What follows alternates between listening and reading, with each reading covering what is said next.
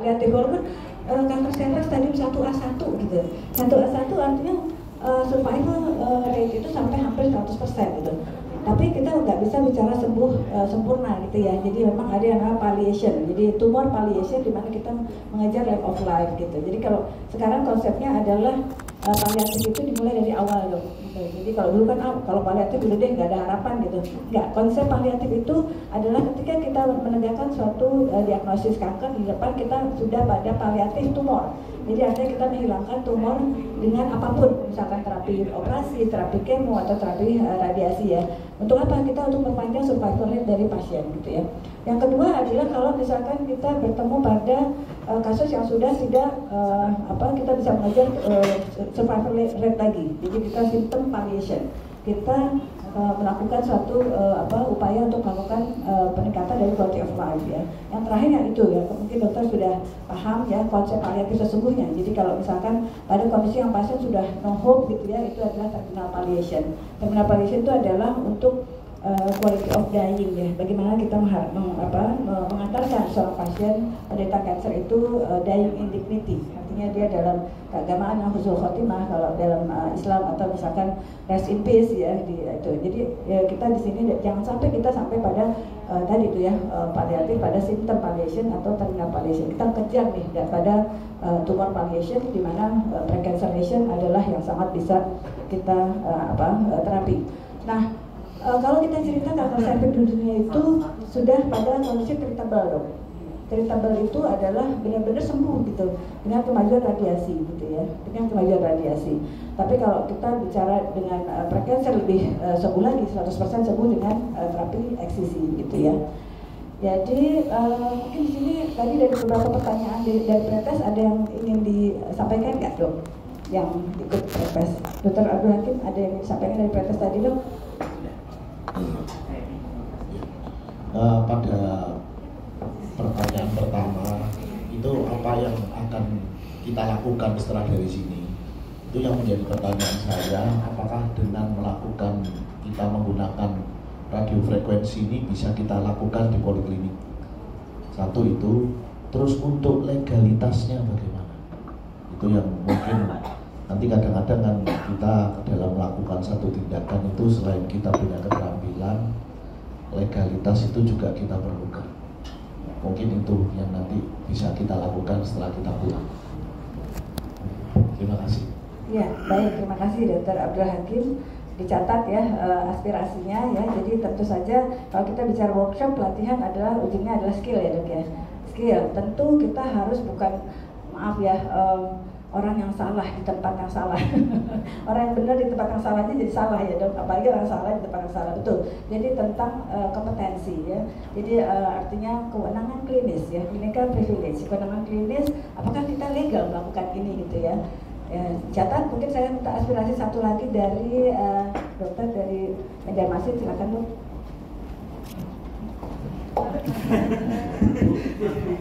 Bukan cuma legalitas saja, intinya dengan pelatihan di sini legalitas kita dapatkan. Cuman kita lakukan di poliklinik, di tempat praktek, bukan di rumah sakit.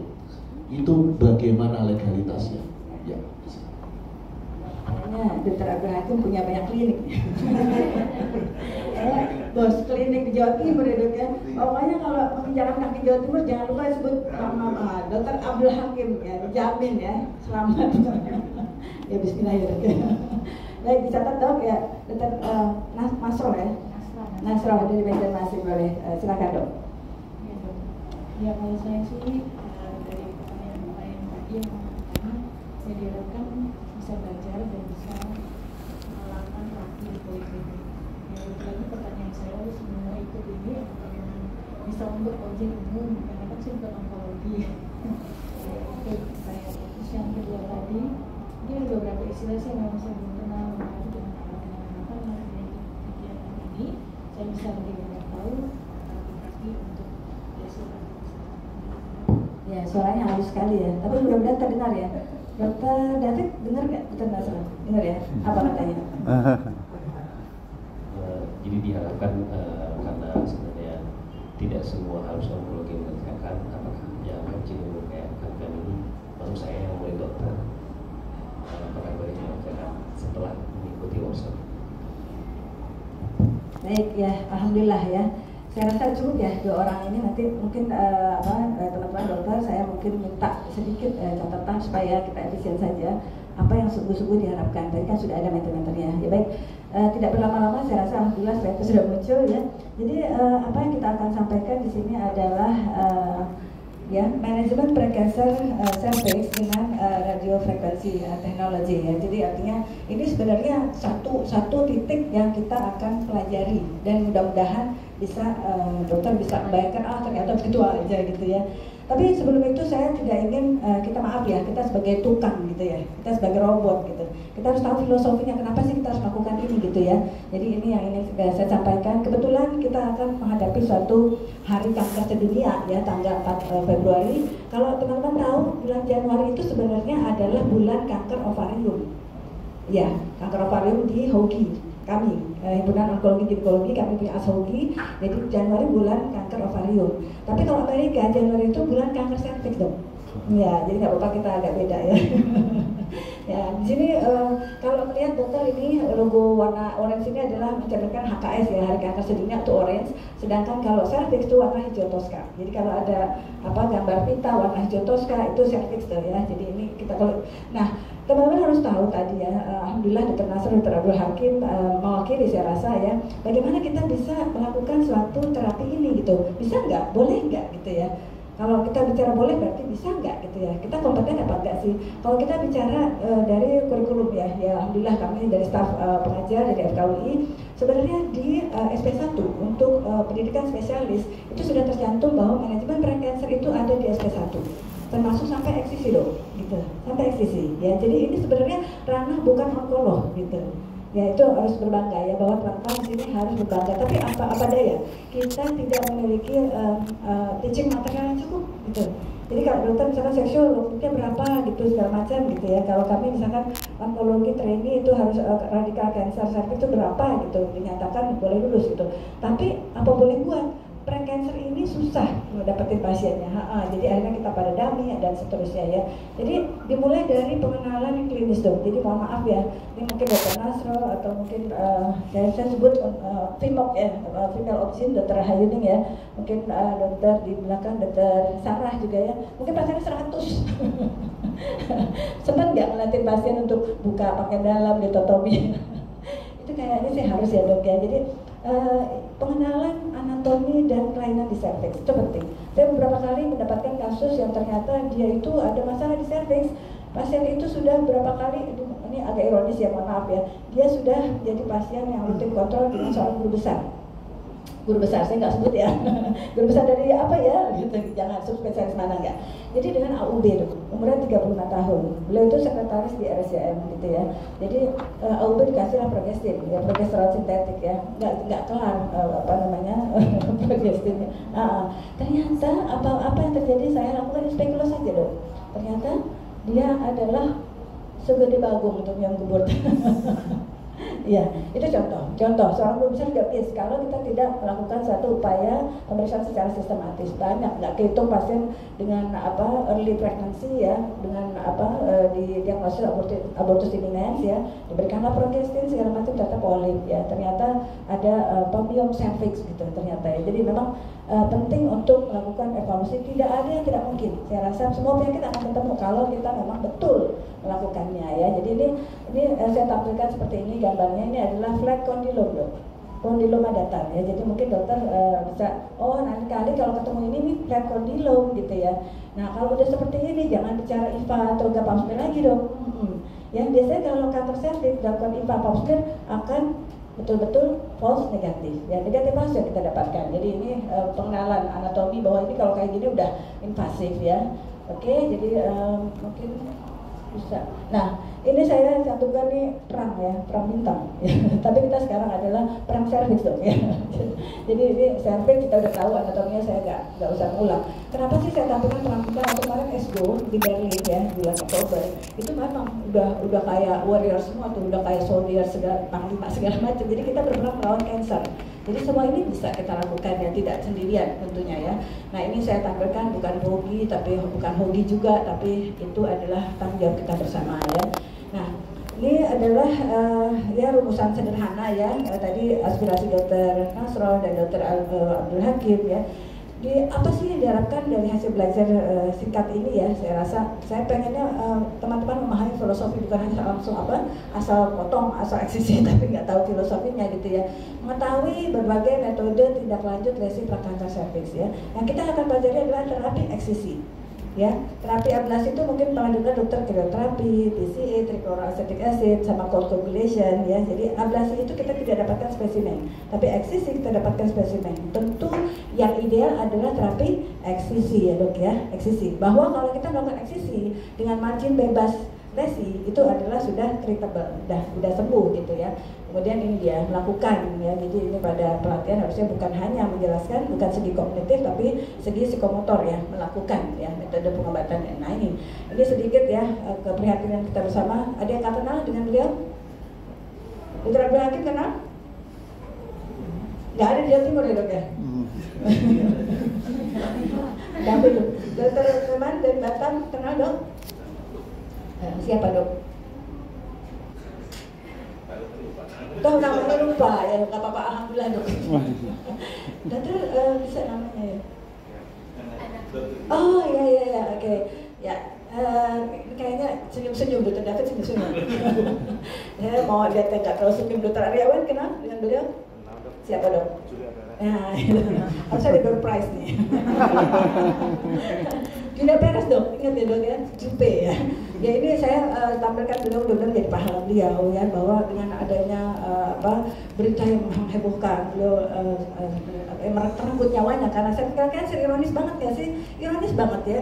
Kanker serviks yang sangat bisa dicegah, jalannya juga kayak siput pelan-pelan, datangnya stadium lanjut gitu ya. Di RSCM datangnya hampir 80% stadium lanjut dok, nggak bergerak, kita juara ya. Jadi ini kalau kita lihat di sini ya data ya.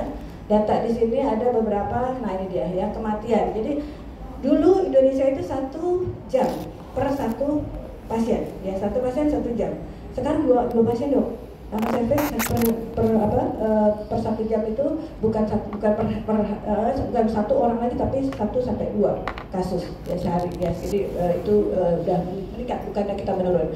Jadi ini adalah yang penting, kita nggak boleh ada perempuan yang harusnya nggak meninggal karena kanker serviks ya, karena prekancer kita bisa cegah. Nah ini dia ya. Sekali lagi penting kita melakukan upaya pengenalan kritis ya. Bisa dimainkan videonya ini? Diklik aja ya, diklik. Ini harusnya video nih.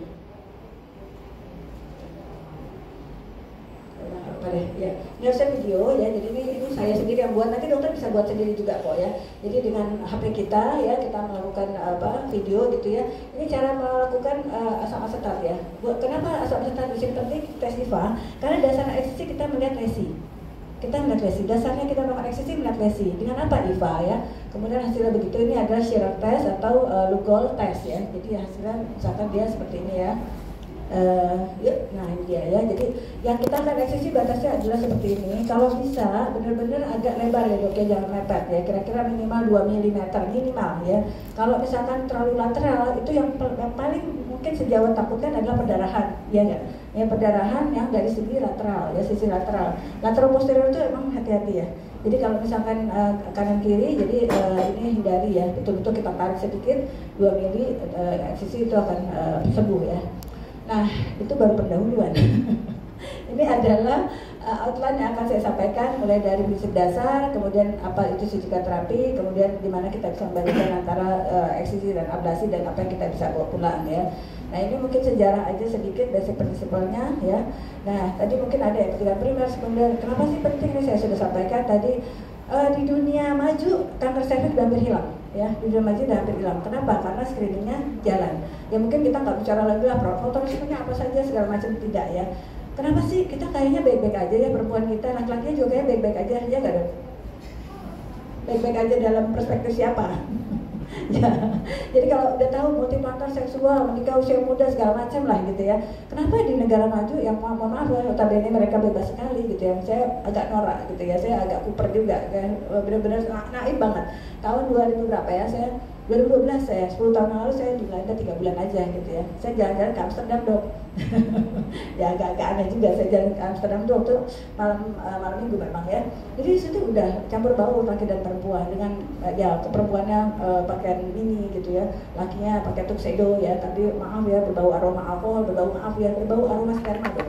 Luar biasa ya. Jadi betul-betul di sana kan cuma di tengah jalan laki sama laki sama gitu ya. Nggak ada yang terus jadi nengok gitu, udah biasa gitu ya. Kita narkoba di kafe-kafe di Amsterdam itu kan udah legal gitu ya. Jadi itu kenapa mereka nggak tinggi? 3 bulan saya nggak ketemu kanker serviks di sana, tapi prekancernya tiap hari ada. Ya, di situ. Jadi kenapa? Jadi bukan pada populasi PSK, bukan pada populasi multipartner, tapi pada populasi yang tidak pernah dilihat serviksnya dok. Itu tidak pernah dilihat serviksnya ya. Jadi di Thailand sama, dia juga juara, tapi juara satunya kita gitu ya. Jadi memang pada kondisi yang multipartner seksual, pada kondisi yang high risk sekali mereka gencar ya. Ini yang penting ya. Jadi kita suatu saat bisa melakukan eliminasi. Jadi nggak boleh ada perempuan yang meninggal lagi karena ini adalah sangat-sangat highly preventable ya. Nah ini yang tadi saya sampaikan bahwa secara statistik 30 tahun terakhir kanker serviks itu belum menunjukkan hal yang baik ya. Selama 30 tahun ya, ini dokter lihat dia hanya menunjukkan coba balik lagi sebentar. Baik. Nah ini dia ya, slowly decreasing ya. Jadi dia sangat lambat penurunannya ya. Bagaimana dengan Indonesia? Coba kita lihat posisi Indonesia ya. Posisi Indonesia itu tadi saya sudah sampaikan di awal ya. Nah ini dia. 2 tahun berturut-turut kita juara bertahan ya, juara pertama insiden, juara kedua kematian ya. Dan tentu saja ini kita bingung juga nih gimana caranya, siapa yang tanggung jawab dengan kondisi kayak gini ya. Tapi marilah kita bersama-sama ya, ini tulisan sederhana saya, apakah Indonesia bebas kanker rahim mungkin apa enggak gitu ya. Jadi karena saya rasa mungkin, tapi nggak tahu, mungkin 2030 juga nggak tercapai ya rasanya. Ini penting ya kita lakukan high urgent seperti ini. Nah ini konsep dok, tadi nggak tahu, mudah-mudahan benar semua ya. Ini konsep yang dokter dapatkan dulu ketika di bangku sekolah ya. Pencegahan primer, pencegahan sekunder, pencegahan tersier. Ya saya nggak perlu bahas rasanya, tapi salah satu pencegahan primer itu vaksin. Pencegahan sekunder yang kita lakukan sekarang ya, screen and treat ya. Screen and treat lakukan suatu upaya penemuan dini precancer atau early stage cervical cancer dan melakukan treatment yang sesuai. Sedangkan tertiary prevention ini bagian kami ya, onkologi. Dokter bagian secondary dan primary prevention ya. Nah ini beberapa metode, saya rasa nggak saya ulang, tapi yang paling tren saat ini adalah IVA ya. IVA pertama di Indonesia, kenapa? Karena kita memang low resource ya. Kemudian pastinya adalah sitologi ya, sitologi mau konvensional ataupun misalkan LBC dan tes HPV. Kalau WHO menyatakan bahwa tes yang memiliki high performance adalah tes HPV dok, sebagai single screening method ya, dia sampai akurasi 93% ya, ketika dikawinkan atau dikombine dengan sitologi sampai 100%. Indonesia sekarang sudah memiliki rekomendasi untuk co-testing ya, kami hobi dengan IVA, jadi tes DNA HPV dan IVA sudah ada hasil studi HTA-nya ya. Oke, jadi ini saya ini dia ya. Saya sampaikan bahwa apa sih kepentingan kita melakukan evaluasi klinis gitu ya. Saya mendapatkan pasien waktu itu rujukan dengan ASCUS ya. Ini mungkin brainstorming aja dok ya, supaya nggak langsung eksisi apa-apa ya. ASCUS itu adalah atypical squamous cell undetermined significant. Atipik, sel atipik. Kalau sel atipik itu artinya bukan sel normal, tapi dia juga bukan termasuk sel dysplasia ya. ASCUS ini bisa terjadi pada inflamasi, sarkoiditis segala macam gitu ya. Pada misalkan atrofi juga ASCUS bisa sembuh sendiri. Kalau inflamasinya ditenangkan, infeksinya ditenangkan, ASCUSnya akan regresi begitu ya. Tapi jangan ngeliat kertas dok ya, jangan ngeliat kertas. Ini pasien waktu itu dirujuk dengan ASCUS ini, tahu-tahu saya berasa beginian. Ini ada apa ini? Kondiloma ya, jadi jangan lupa yang kayak jengger ayam gini, yang gejala atau warts atau kondiloma acuminatum ini jelas terkait dengan HPV 6 dan 11 ya. HPV 6 dan 11 itu 90% penyumbang kondiloma gitu ya. Nah kalau udah ada HPV 6 11 manifest kayak gini, pasti kita bayangkan bagaimana sexual behaviornya gitu. Pastinya dia bukan hanya 6 dan 11, dia dapetin yang high risk gitu ya. Waktu itu saya lakukan juga. Apakah dengan kondisi kayak gini partner ulang nggak?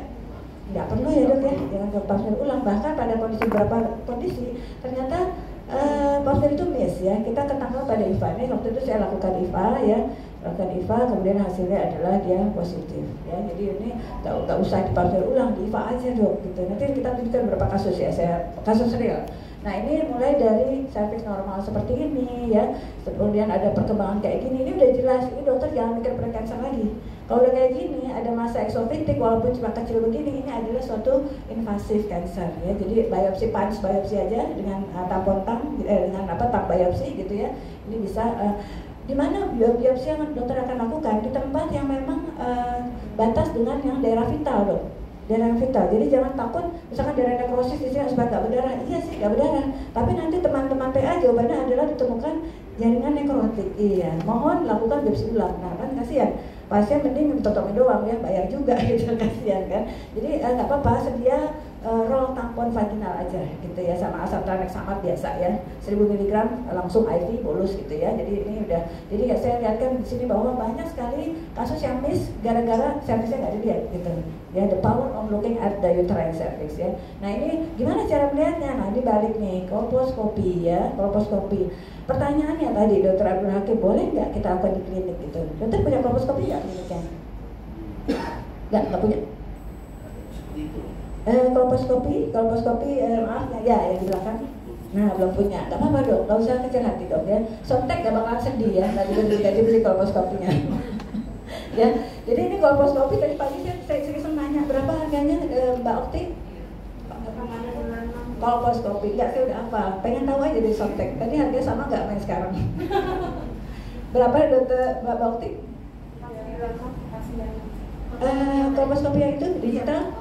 Di katalog 396. Nah kan beda kan dong, ada 306 ada 496 kan. Nah, saya udah ini udah hafal saya. Penjualnya beda nih. Nah, tadi pagi saya dibilangnya 306 juta dong. Terus ada yang ngomong tuh Mbak Destri bilang 495. Iya, dia untungnya banyak banget tuh. Untungnya 190 juta bagi-bagi dong. Ya, jadi ini memang kelihatannya jadi mahal banget dok. Mohon maaf ya, saya harus sebut ini tidak segalanya. Maaf ya, Sontek ya. Bukan segalanya. Jadi ini prinsipnya adalah magnifikasi. Magnifikasi itu pembesaran. Dokter kalau pakai HP bisa nggak lihat pori-pori ini apa karpet dok? Ada nggak di sini yang punya Oppo? Oppo kan murah meriah tuh. Itu saya luar biasa dok, Oppo Reno itu aduh luar biasa, pori-pori karpet gede banget dok. Jadi saya ini bisa dibuka.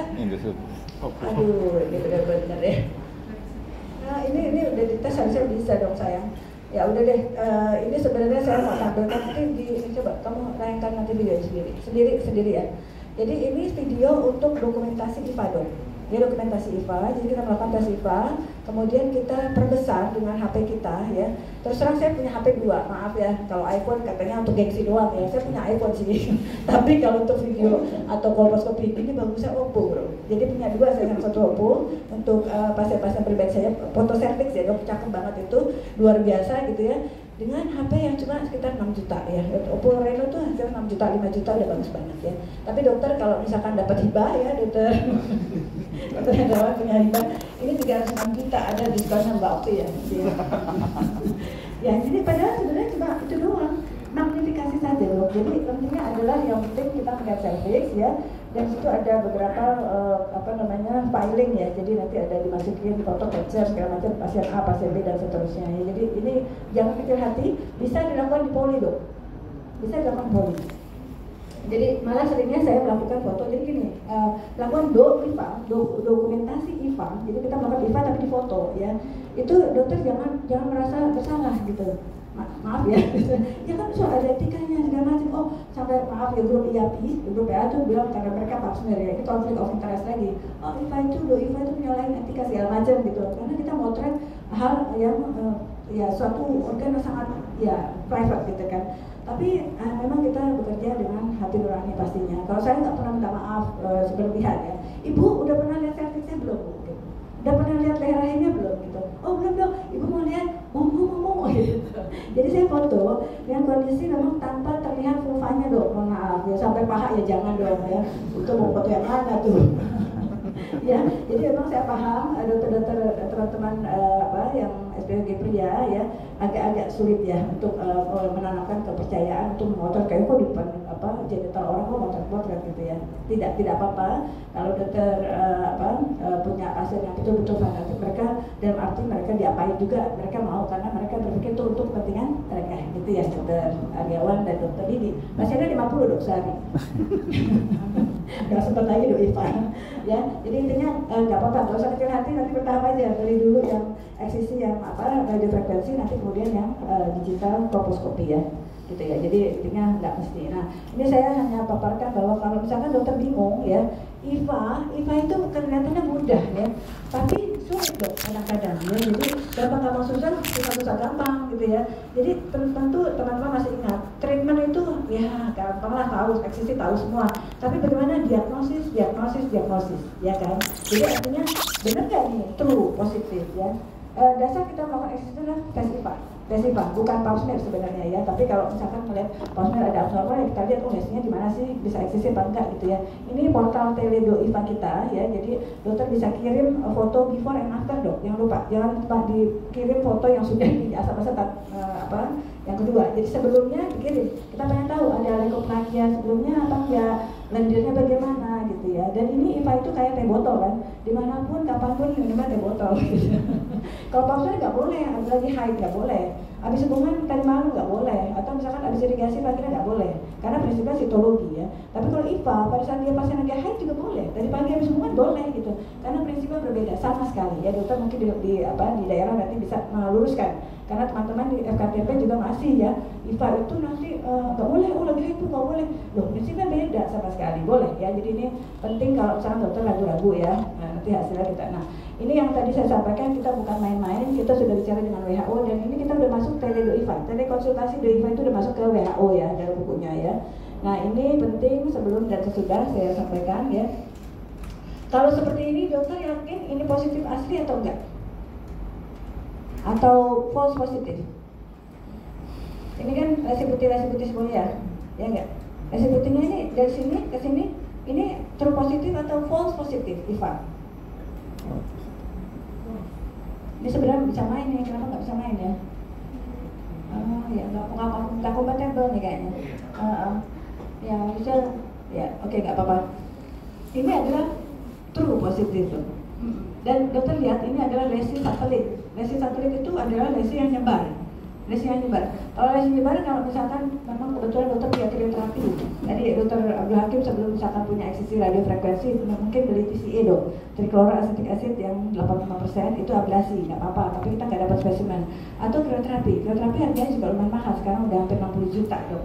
Krioterapi itu untuk dibekukan ya, dingin gitu ya. Tapi kalau krioterapi dengan lesi satelit gini bukan kandidat yang baik.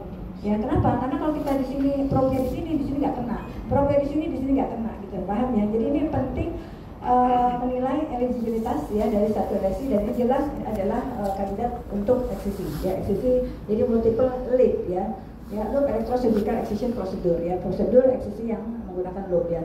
Nah setelah mendapatkan hasil ini apa pilihan terapinya? Nah dokter lihat di sini. Tentu tadi ya, ini mungkin mudah-mudahan menjawab pertanyaan dari Dr. Abdul Hakim dan Dr. Naswa tadi ya. Jadi ini beberapa pertimbangan kita melakukan terapi, pilihannya apa ya. Jadi tergantung memang tata laksananya ya, tata laksana kita mau pilih yang mana ya. Coba mainkan semuanya. Nah iya ya, tergantung apa? Tentu tergantung SDM. Siapa yang menemukan? Kalau bidan pasti nggak boleh eksisi gitu. Tapi SPOG dok, SPOG boleh dok melakukan eksisi. Ya apalagi yang cuma lesinya kecil gitu, dokter nggak usah takut berdarah ya. Biasanya kalau awal-awal pelatihannya pada semangat nih, waktu ada kakak kelas saya ikut workshop gitu, wah Pan, saya udah bisa eksisi, tapi berapa bulan kemudian ternyata dikirim lagi ke saya. Kayak kurang pede lagi. Gak usah takut, yang paling menakutkan kan sebenarnya berdarah ya. Tapi kalau kita udah tahu prinsipnya, jangan terang banget ya, kemudian juga siap kontrol vagina ya, kemudian terang sama aman-aman aja sih. Ya jangan sampai terlalu dalam juga gitu ya. Nah ini kompetensi jelas ya, dokter perlu learning curve ya, jam terbang, tapi saya rasa ini bukan suatu prosedur yang sulit ya, malah sulitnya seksual lebih sulit kayaknya kalau misalkan untuk dari segi perdarahan gitu ya. Tapi kalau di sini mah kayaknya seksual pada merem semua ya dok ya. Udah pada merem ya dok, bayinya lahir sendiri. Insisi 3 menit bayi lahir ya dok ya. Makanya seksualnya bengkak banget di mana-mana ya. Oke, nah ini penting SDM-nya. Nah ini saya sampaikan di sini, waktu itu saya ini udah lama nih saya ini Ibu Profesor Nila Muluk ya, Ibu Menkes yang lalu ya. Ini saya sampaikan buku kami, buku saya ini untuk kajian terhadap krioterapi. Jadi artinya kita nggak punya eksisi di mana-mana ya sudah bidan dokter umum kita kerahkan untuk krioterapi ya. Jadi ini sudah berkembang untuk nasional ya. Nah ini dia ilustrasi kasus supaya nggak ngantuk ya dok ya. Ini pentingnya the power of looking at the cervix ya. Benar-benar harus lihat cervix ya dok. Ini coba lihat ya, ini contoh Nona dok. Nona 20 tahun, jangan salah. Saya banyak pasien juga 16 tahun ya, 14 tahun, ternyata sudah seksual aktif dok. Tingginya lebih tinggi daripada saya. Saya nggak nyangka 16 tahun gitu. Jadi ini luar biasa ya. Ini saya dirujuk dengan hasil ini dia pot testing ya. Jadi teman-teman di sini kalau punya pasien yang level-levelnya udah level naik ya, sosial ekonominya, jangan tes pap smear konvensional aja gitu ya. Kita yang HPV tes ya. Jadi yang penting adalah juga genotyping itu penting ya, bukan high risk saja atau low risk. Itu nanti jadi program nasional kita untuk HPV itu di cover yang memang jenis high risk saja gitu ya. Itu perjuangan kami alhamdulillah ya. Nah ini saya dikirim dengan hasil HPV-nya nggak ada dong. HPV not detected, jadi HPV negatif ya, LBC-nya askus. Kalau kita lihat algoritma ASCP ya, American Society Colposcopy and Cervical Pathology ya, kalau askus dengan HPV negatif ya, risk based management tahun 2019 ini nggak diapa-apain dong, dilepas. Ya bu, datang lagi setahun nanti kita LBC ulang, ya kan? Kalau ini negatif berapa tahun lagi? Bisa paling cepat 3 tahun lagi atau bahkan 5 tahun lagi. Kalau suami-suami ibu bisa didamping malaikat yang 24 jam. 5 tahun. Tapi kayaknya malaikat nggak ada yang dampingin ya. Jadi artinya 3 tahun lah ya. Tapi kalau negatif, alhamdulillah ya udah deh 5 tahun budgetnya tetap oke lah ya. Nah ini saya tidak diamkan, saya tidak lihat kertas ya. Oke, dia normal tapi dia seksual aktif. Apa kita harus lakukan? Lihat cervixnya dok ya. Jadi ini waktu itu keluhannya dia postcoital bleeding ya, udah 6 bulan. Jadi udah memang seksual aktif betul. Nah kalau kita lihat di sini gambarnya cervixnya begini dok, 20 tahun normal. Ya tentu mana 20 tahun, emang kita boleh inspek dulu. Nah kita ngomong dulu, maaf setiap minggu kira-kira setiap pekan berapa kali hubungan? Ya nggak sering sih dok, sebulan 4 kali, sebulan 4 kali katanya gitu ya. Jadi artinya kamu harus sesuatu kita lakukan gitu ya, karena kalau enggak kamu akan bisa jadi kanker cervix. Jadi artinya informasi penting, jangan sampai kita nanti akhirnya disu ya, gara-gara diperiksa sama dokter Hendrawan nih kemarin, jadi sabun darahnya rusak gitu ya, padahal dia sudah bertubi-tubi gitu ya. Ya jadi memang ini gambarnya seperti ini ya. Kalau kita bandingkan dengan yang samping dok, nah mana yang dipilih? Ini tentu ini adalah service idaman semua perempuan ya, cantik gini. Emang dalam proses metaplasia squamous-nya 20 tahun kadang-kadang masih cocok seperti ini ya, tapi ini udah nggak enak. Feeling dokter harusnya udah nggak enak nih gitu ya. Dokter jangan bingung diapain ya, di tes IPA aja loh, di tes IPA. Saya lakukan itu tes IPA, tes IPA-nya seperti ini.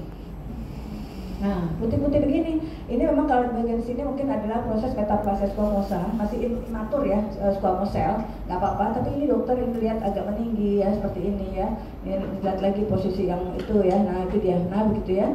Jadi dokter lihat beberapa spot yang kita curigai. What next? Nah, eksisi dok ya, eksisi ya. Jadi eksisi mau kayaknya kalau misalkan menerima kredit ringan, jangan riba ya. Softtek boleh nih kan, berminat semua nih, bagus, betul-betul radiofrekuensi bagus. Dia nggak ada hitam-hitam di sampingnya ya. Jadi ini saya waktu itu melakukan eksisi, hasil PA-nya apa dok? Hasil PA-nya adalah high grade. Kebayang nggak dok? Tadi LBC-nya apa? Liquid cytology itu pap smear yang generasi baru, cytologi non konvensional kan, askus, miss dia. Ya, HPV-nya pun non detected dok. Ternyata high grade, dokter kebayang nggak? High grade itu 43% minimal dia akan progresif menuju invasif. Ya, jadi saya bilang aduh kamu bersyukur banget lolos dari lubang jarum, saya bilang gitu. Nah ini penting ya. Yang kedua ini seperti ini. Ada pasien ini udah nyonya ya, udah punya anak 45 tahun ya. Jadi dia sama ya, ada keluhan. Tapi ini juga saya dapat rujukan juga ya, alhamdulillah yang screening sama saya normal ya dok ya. Ini rujukan dari OBGYN. Tandanya apa? Ini sebenarnya kan ranah teman-teman semua. Ini adalah kompetensi adalah di SP1, SPOG, non onkologi. Tapi ternyata banyak sekali yang akhirnya dia tadi agak gampang ya dok ya, mungkin salah apa enggak, nanti kalau jadi kanker saya disalahkan dan sebagainya. Kalau prinsipnya dipegang, dokter akan pede ya, confident. Saya dapat hasil kontesnya begini, HPV 18. Dokter yakin nggak? HPV 18 bisa kita percaya 1 tahun nggak ada apa-apa. HPV 18 itu paling agresif ya, terutama kan 70% kanker cervix itu 16 dan 18. Tapi terutama 18 dia terlibat pada yang adenokarsinoma. itu endofitik itu nggak kelihatan, dia ya di dalam, bukan yang exofitik yang cauliflower like appearance, bukan yang bongkol-bongkol apa, bukan bangkol itu ya. Jadi kalau 18 hati-hati banget dong, cepet banget. Even misalkan RBC-nya negatif juga, kalau 18 saya mah akan agresif ya. Ternyata betul high grade banyak. Nah ini apalagi udah low grade ya, squamous ya. Jadi waktu itu sama ya, kita lakukan tes IVA ya. Ini cervixnya, nah ternyata dia dengan Nur Agus ya dok ya. Nur Agus ini kalau dilihat nempel-nempel putih kayak keju-keju gini, ini adalah candidiasis ya. Kemudian cervicitis ya, mungkin agak hijau bisa trichomonas, jadi banyak mix ya, Nur Agus atau vagina discharge ya. Waktu itu saya memang lihat cervixnya seperti setelah saya bersihkan, kemudian kita lihat lagi di sini apa yang harus dokter lakukan kalau melihat seperti ini. Ini saya belum melakukan IVA. Diobati dulu ya dok ya, diobatin. Saya lakukan ovula, waktu itu seminggu lah bu, datang seminggu sama oral ya, sama apa anti fungal ya, minumnya ya udah bagus ya, 1 minggu dia datang lagi seperti ini ya. Ya kemudian nah itu dia hasilnya. Kemudian saya lakukan IVA nih, harusnya video nih, ini video nih. Hasilnya begini ya, tapi dokter perhatikan nih, ini normal nggak kayak gini nih, ada putih-putih begini nih ya. Kalau putihnya pekat kayak ditemplokin banget itu biasanya high grade ya, tapi kalau yang agak shiny, lilin-lilin itu biasanya low grade ya. Nah itu, jadi waktu itu saya lakukan, ini adalah eksisi aja HPV 18 gitu loh ya. Walaupun dia suspek low grade, saya lakukan Schiller test, ini juga video nih harusnya. Hasilnya begini ya. Kemudian kita lakukan eksisi, cukup lumayan dok, ini berdarah-darah nih di jasnya. Lumayan karena harus saya ambil itu luas sekali, hasilnya high grade ya. Kebayang ya, jadi hasil yang pap smear LBC loh, itu low seal ya, tapi dengan kita melakukan eksisi dan high grade. Nah ini yang terakhir, saya banyak kasus tapi karena waktu terbatas ya, 55 tahun. Nah ini penting dok, dia anak 3, ini juga sama, ini adalah sejawat, saudaranya dari sejawat SPOG. Waktu itu dia telepon, dokter telepon, gimana ya, ini pap smearnya cervicitis kronis, saya ini aja ya, saya HT ya, dibilang gitu. Hah, dokter mau HT? Wah itu bisa over treatment gitu, ngapain di HT dok? Abisnya ini dia udah menopause, dia masih berdarah nih gitu. Ya jangan gitu, dasarnya apa dong indikasinya gitu kan? Cervicitis kronis gitu ya. Terus waktu itu kita lihat servisnya, ini udah kasus mungkin ada 9 tahun yang lalu, udah lama banget ya. Ini memang agak kurang kooperatif ya, jadi kita melihat servisnya agak terbatas. Ini rambut pubis ya, sedikit kelihatan ya. Tapi ini lihat servisnya, dokter lihat ini. Ya, lihat ini ya. Kelihatan? Ini kalau kita biasanya melihat sebagai apa ini dok? Pernah tahu? Ovula naboti ya dok ya. Makasih dokter Rahayu. Panggilannya siapa? Ayu ya, dokter Ayu. Ini ovula naboti dok.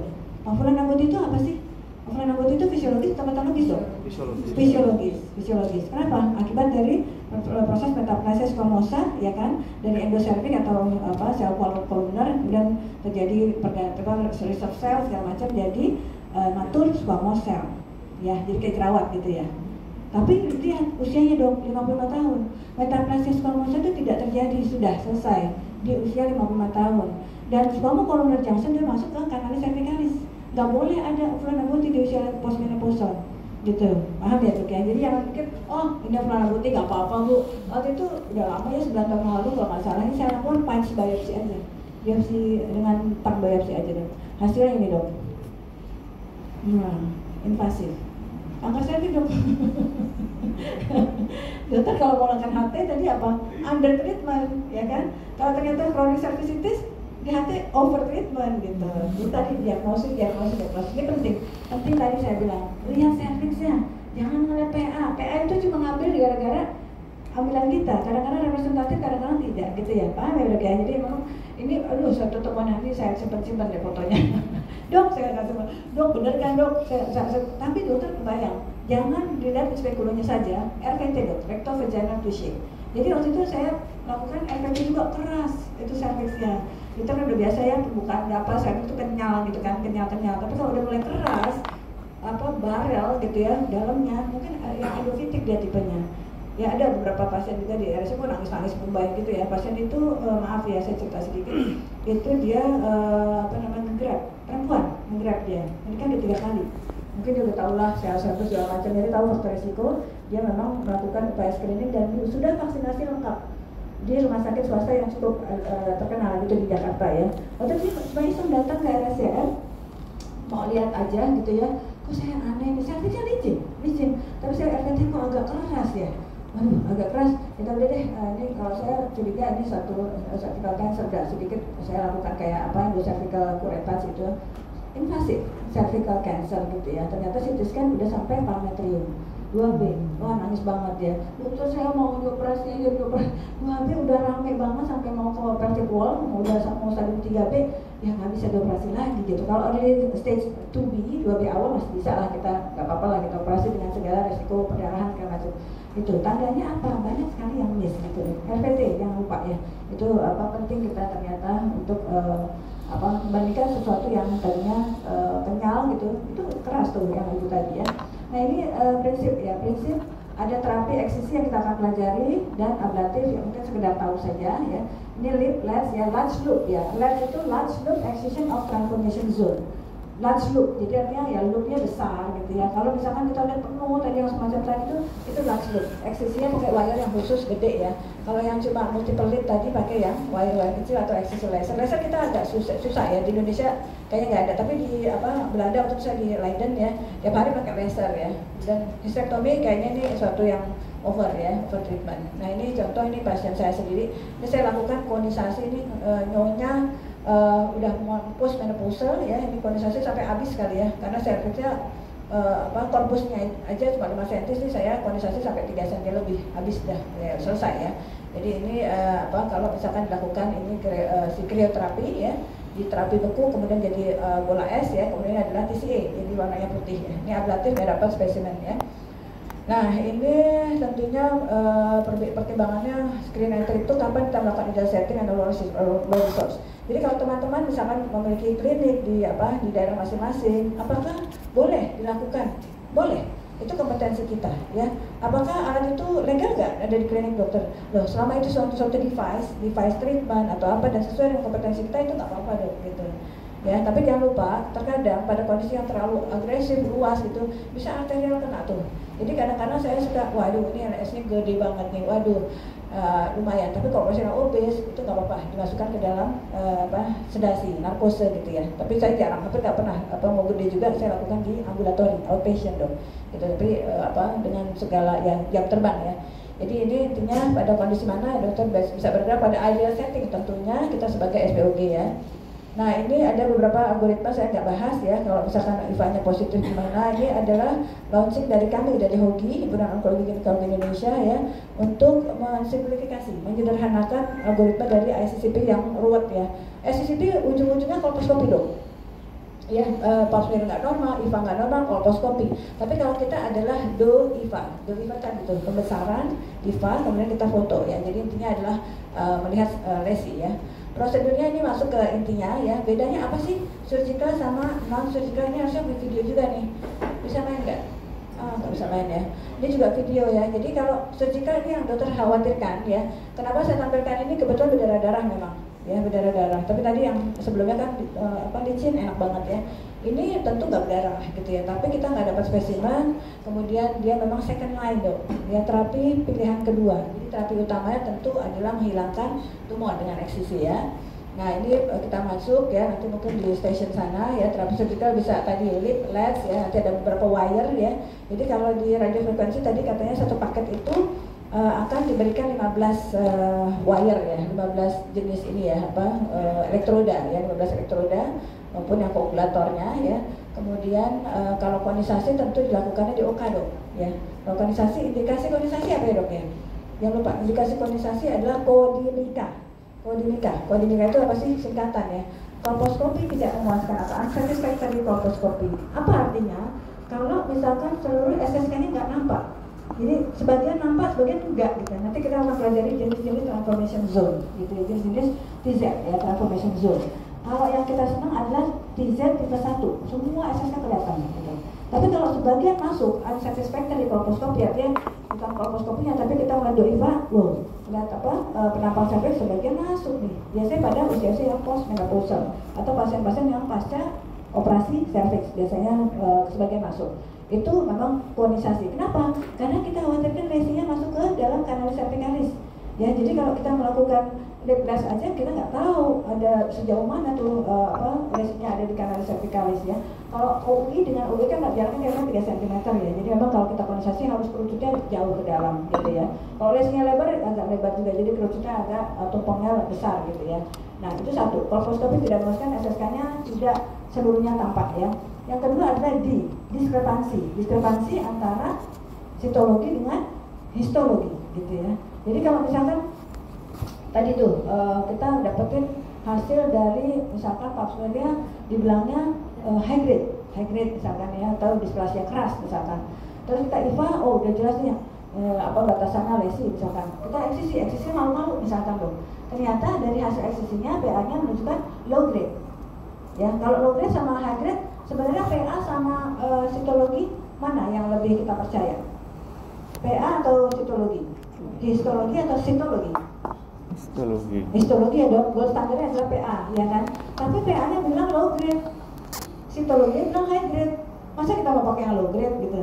PA iya sih gold standar, tapi ngambilnya dari spesimen mana dulu? Ternyata nggak adekuat, ya salah PA-nya, paham nggak? Jadi konisasi itu adalah salah satu indikasinya pada kondisi di mana sitologi lebih tinggi dibandingkan patologi. Kalau patologi lebih tinggi ya sudah lah, jangan konisasi, udah benar gitu. Ya, kalau misalnya sitologinya low grade, histologinya high grade, ya sudah, kita pakai yang high grade. Kalau tepinya sudah bebas lesi, sudah selesai gitu ya. Itu yang kedua. Yang ketiga adalah mikroinvasi. Ya, jadi mikroinvasi itu adalah ditemukan sebagai mikroinvasi. Nah, mikroinvasi jangan-jangan yang ada di kanalis cervicalis itu udah invasi gitu. Jadi sebenarnya kita konisasi itu untuk mengurangi under treatment gitu ya. Jadi itu yang terakhir adalah Wadinika ya. Jadi adenocarcinoma in situ ya. Karsinoma in situ ya. Jadi karsinoma in situ itu adalah belum menembus membran basalis ya. Hati-hati pada karsinoma in situ itu kan stadium 0 ya. Dulu kan stage 0, stage 1, 2, 3, 4 ya. Sekarang kan nggak ada stage 0 lagi. Karsinoma in situ dianggap sebagai pre-cancer ya. Jadi kalau karsinoma in situ indikasi melakukan konisasi ya. Jadi jangan lupa konisasi itu indikasi utamanya 4 itu ya. Nah ini adalah teknisnya. Loop electrosurgical excision procedure. Jadi loop itu kecil-kecil bisa ya. Dan itu yang lebar, seluruh transformation zone-nya kita eksisi ya. Nah ini penting ya, dokter harus mengenal anatomi makros ya, cervix. Jadi ini adalah SSK, yang tadi saya bilang SSK itu adalah garis dok. Garis yang continuous ya, dia membatasi antara epitel squamosa dengan epitel kolunar. Dokter lihat aja yang bedanya merah sama yang agak pink pucat, itu ada SSK. Ikutin aja garisnya ya. Kalau dia nulipara, jadi artinya misalkan belum ada kehamilan atau dia seksual semua, anaknya 3 seksual semua tapi nggak lewat cervix ya, biasanya ininya SSK itu ya sirkuler kecil gitu ya. Tapi kalau multipara dia biasa kayak mulut ikan gitu ya, agak membuka gitu. SSK yang kita lihat adalah SSK yang fungsional atau SSK baru ya. SSK yang original atau SSK lama itu biasa udah nggak kelihatan. Kita bisa lihat di antaranya adalah ukuran aboti atau opening gland ya. Nanti kita lihat deh secara skematis ya. Nah ini yang saya tadi sampaikan, ada 3 tipe transformation zone, 1, 2, 3. Yang paling kita sukai adalah tipe 1, semuanya kelihatan gitu ya. Kalau tipe 2 sebagian kelihatan. Tipe 3 nggak kelihatan semua. Biasanya tadi postmenopause tadi yang 55 tahun tuh nggak kelihatan semua dok, sulit kita. Jadi ini biasanya kalau nggak kelihatan semua kita konisasi aja sekalian gitu ya. Apalagi misalkan dapetin HPV yang 18 gitu ya. Ini tergantung tipe transformation zone-nya menentukan tipe eksisi kita ya. Nah ini video juga harusnya ya. Jadi ini udah tadi dasarnya IVA dulu, IVA positif di situ, kemudian kita lebih jelas dengan Google atau Schiller test ya, warna yang kuning mustard, kuning keemasan ini adalah yang tidak normal, tidak uptake glikogen ya. Jadi ini kita lakukan eksisi. Kalau wire-nya memang tidak terlalu lebar, memang akhirnya lensnya jadi berkala gitu, bertahap ya. Jadi misalkan top head tuh agak masuk, jadi kayak konisasi juga gitu ya. Ya itu nanti banyak ininya, banyak terbang. Ini adalah indikasi, saya rasa nggak usah dihafal, abnormalitas gitu ya. Abnormalitas dalam pulse atau IVA kita lakukan lens ya atau lid ya. Kemudian ini adalah kondisinya memang selalu kita berusaha untuk di ambulatori dong, di outpatient, di klinik, di poli ya. bukan di OK. Jadi pada kondisi yang tertentu ini dia tadi yang saya sampaikan bisa dilakukan narkose, sedasi atau bahkan sampai regional atau GA ya. Pada kondisi ini nih, misalkan atau lebar ya, kita khawatir berdarah. Pernah kejadian di RSCM waktu itu poli ya, untungnya bukan saya, dilakukan eksisi berdarah-darah sampai dilakukan hacking di poli itu enggak juga dilarikan ke OK gitu. Ada kondisi tapi itu jarang sekali ya. Kemudian kalau misalkan nih pasiennya obes, super obes, 120 kilo, itu mau apa? Dokter yang nggak tenang, pasiennya juga nggak tenang, ya udah eksisinya macam-macam deh. Akhirnya kena mukosa lateral vaginal, pasiennya teriak-teriak. Ini kita ngobrol enak kok, pada eksisi ngobrol, tarik nafas, udah dengerin apa, terserah mau dengerin musik, dengerin murotal boleh. Oh udah selesai dok, udah selesai. Kok kayak nggak terjadi apa-apa ya dok? Ya alhamdulillah. Gitu ya, jadi pada misalkan pasien yang tidak kooperatif juga ya bisa ya, ini alat-alatnya saya rasa nanti dokter bisa teknisnya ke contek bisa ya. Ini penting adalah tadi IPA asam asetat 5% ya, Lugol 5% juga ya. Jadi Lugol itu gampang-gampang susah ya, karena ternyata Lugol itu tidak semua bagus gitu. Yang ada di RCM alhamdulillah bagus, di Bunda Menteng juga bagus ya, tapi yang di Permata Jibur, saya di Permata Jibur lumayan juga ya. Jadi nggak jadi tuh kuningnya kalau Lugol jelek ya. Monsel kita nggak punya ya, misalkan untuk hemostatik ya, biasanya kita pakai elektroda koagulator aja ya. Yang lupa ini di kapasnya yang lebar ya untuk mengaplikasikan asam. Nah ini sampai radio provinsi ya. Ini tadi disampaikan adalah penerapan energi ya dalam bentuk arus bolak-balik ya. Ini memang akhirnya menimbulkan suatu energi panas tapi dengan suhu yang rendah, ya, makanya tidak gosong dong. Ya makanya tepinya tidak gosong dan itu enak banget untuk sejauh PA ya, waktu kita terapi eksisinya kecil dia nggak gosong. Tapi kalau misalkan kecil gosongnya banyak, waduh bisa-bisa itu tepinya nggak kebaca gitu, apakah sudah marginnya bebas resi atau belum gitu ya. Jadi ini prinsipnya yang menggunakan segala macam nantinya ini penting ya. Jadi keuntungannya ada ini tadi ya, jadi misalkan dia more clear ya, jadi lebih bersih ya sekitarnya, kemudian juga dia less pain ya, katanya sih less pain, tapi waktu itu saya lakukan sama dia pakai konvensional juga. Kalau kita teknik bloknya ya baik sih sebenarnya, nggak nyeri juga ya. Kemudian dia recovery-nya cepat ya, wound healing-nya cepat di radiofrekuensi ini. Cuma ya mahal ya dok ya, sedikit mahal lah kalau untuk jangka panjang. 106 juta ya. Ayo, Mbak Nasri mau kasih berapa harganya lagi? Oh, 200 juta dok. 200 juta jadi ya sekarang. Ya sudahlah, nanti urusan masing-masing ya. Saya bukan promo di sini. Ya jadi ini secara evidence aja memang clear surgical margin dan ini mengurangi panas pada jaringan dan kerusakan ya. Kemudian bisa sekaligus hemostasis, kemudian lebih cepat tadi ya. Kemudian pasiennya bisa lebih nyaman ya, tidak terlalu nyeri ya. Nah ini kondensasi apa indikasinya segala macam ya. Ini saya nggak bahas banget ya kondensasi. Nah ini dia ininya kolposkopinya. Nah ini penting ya, untuk ablasi juga intraoperatif juga kita bisa kerjakan ya, ini penting bukan hanya pada outpatient ya. Prosedurnya sama aja, pasiennya disuruh mandi ya di rumah gitu kan, biasa aja pipis ya, dikosongkan tanah ini secara spontan aja, nggak usah pakai kateter ya rasa ya. Kemudian penting betul bocor bebek ya, yang kita punya sebenarnya yang dibutuhkan tuh ada smoke evakuator ya. Jadi misalkan kita kerja ada asapnya itu, asapnya bisa terhisap dengan sendirinya. Tapi kalau kita kan nggak punya, kita kipas-kipasin sudah lain pengalaman pribadi, karena Permata nggak punya yang kayak gitu ya. Jadi pastikan kolposkopi atau tadi kamera kita ya. Kalau saya sekarang justru walaupun ada kolposkopi, saya suka pakai HP saya sendiri. Saya bisa gedein, saya bikin video sendiri gitu ya. Alhamdulillah itu membantu sekali ya. Jadi penting yang penting akses device-nya bukan kolposkopinya ya. Nah ini jangan lupa setelah tindakan kita bersihkan ya, kita irigasi, kemudian kita lakukan dokumentasi. Jadi pasien itu ketika selesai tindakan saya langsung jelaskan, ini sebelum IVA, ini tes, ini setelah tindakan berdarah gitu, dia senang banget ya. Oke, jadi jangan lupa pergerakan elektroda bisa dari lateral atau anterior posterior terserah ya, tergantung lesinya di mana. Nanti di sini mohon maaf saya sedikit aja bertanya raise hand aja. Teman-teman yang sudah pernah melakukan eksisi siapa? Ada yang sudah pernah? Belum pernah ya? Ya udah nggak apa-apa. Ngeliat kayak gini apa nggak kelihatannya? Iya. Sekali dok. Iya. Cuman agak sedikit bleeding sih. Iya. Kita agak pelebaran lateral mungkin. Iya. Jadi saya di rumah sakit bukan dokter, terus kemudian saya lakukan eksisi. Cuman memang nggak terlalu kebanyakan, saya ke baterai.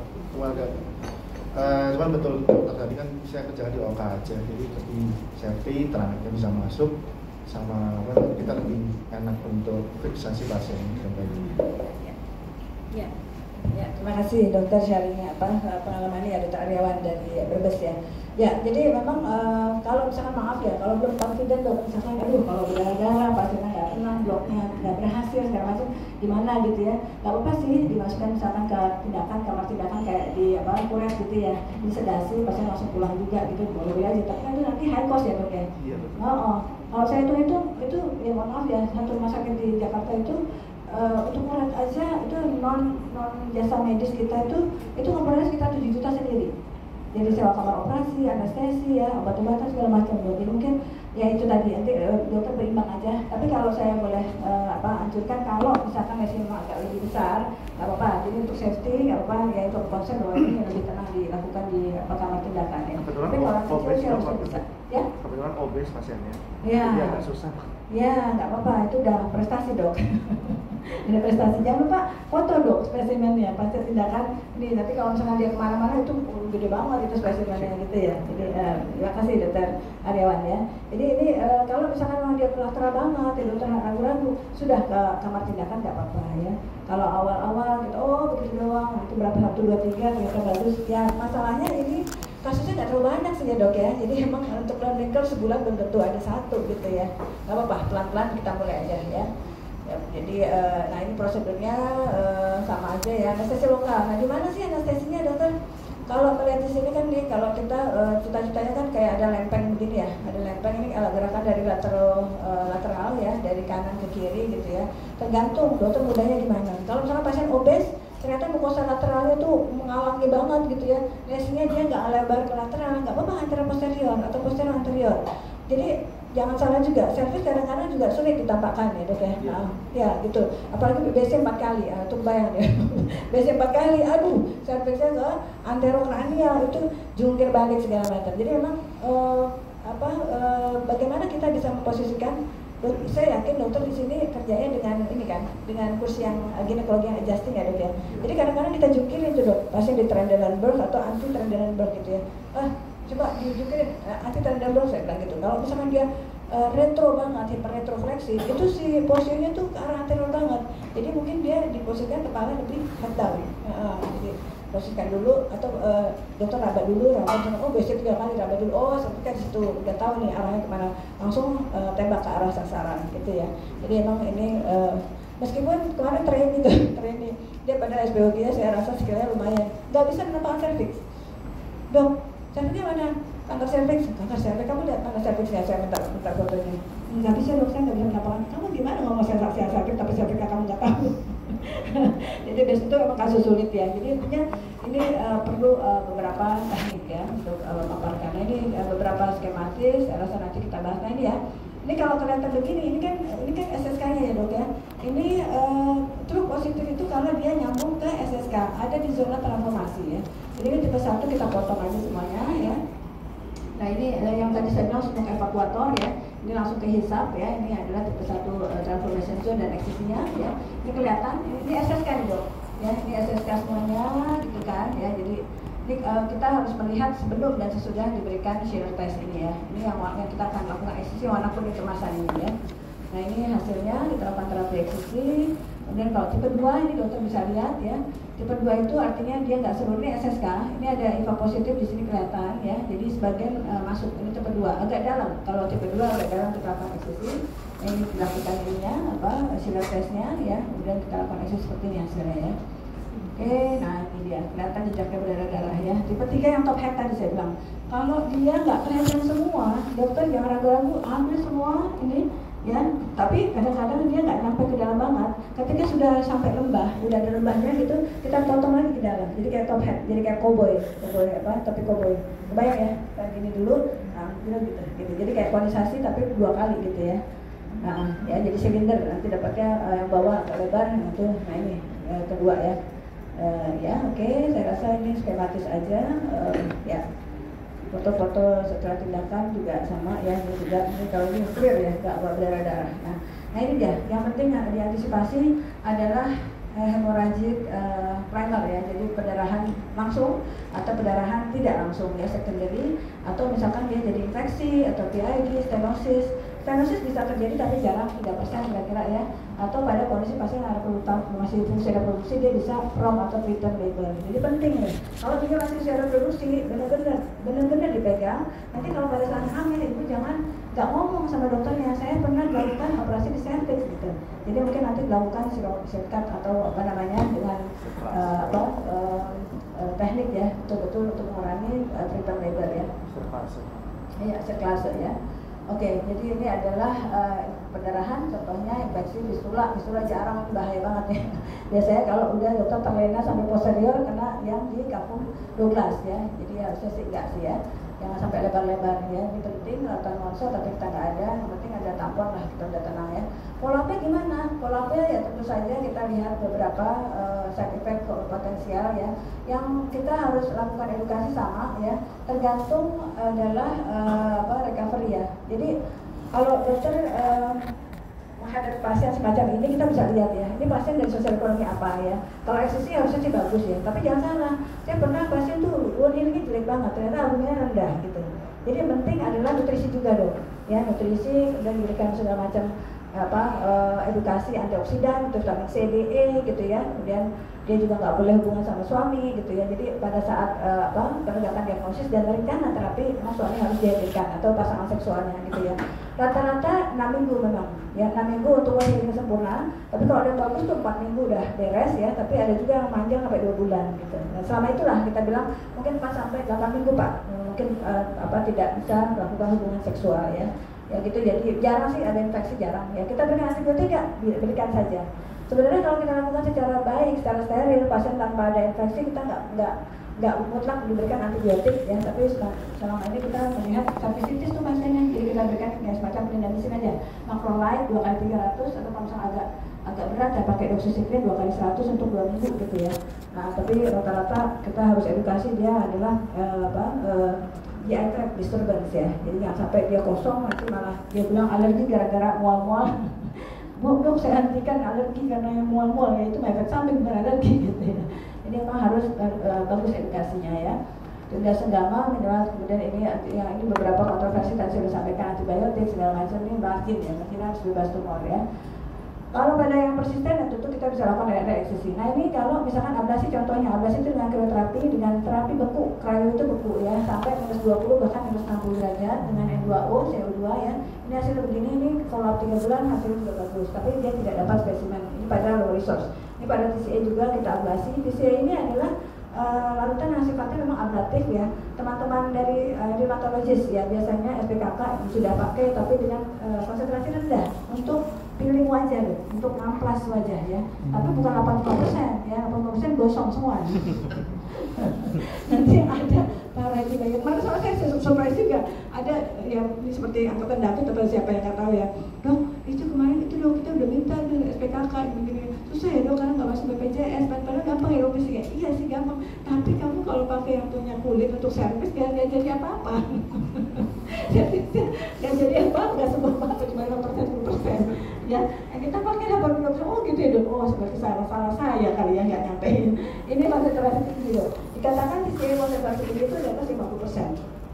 Ini evidence jelas, ini yang sudah saya sampaikan kepada Bapak Budi Gunadisadikin, Bapak Menteri Kesehatan kita, bahwa krioterapi ternyata kita cerita ya. Krioterapi ternyata cakupannya juga rendah, walaupun itu sudah standar low middle atau bahkan low income countries ya. Ternyata krioterapi di Indonesia juga tidak sukses. Karena kita negara kepulauan 13.000 pulau ya, dengan 38 provinsi sekarang loh, bukan 34 provinsi loh, catat ya. Yang terakhir adalah Papua Barat Daya ya. Papua Barat Daya sekarang ada Papua Barat Daya dong. Ada Papua Pegunungan, ada Papua Tengah gitu ya Allah. Di Papua yang beneran aja nggak ada orangnya gitu. Papua Pegunungan lagi. Jadi nah ini adalah perbandingan antara non surgical ya dengan cryo, dengan cold coagulation, dengan listrik ya. Jadi daripada krioterapi perlu gas. Gas itu kenapa di Indonesia akhirnya krioterapi gagal?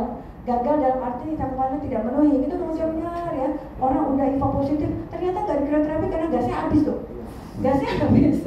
Karena gas ini nggak boleh diangkut dengan transportasi udara gitu, dia harus dengan darat. Kebayang nggak? Waduh, saya bilang yang diutarakan sana terus dia Ambon, saya pernah ke Ambon.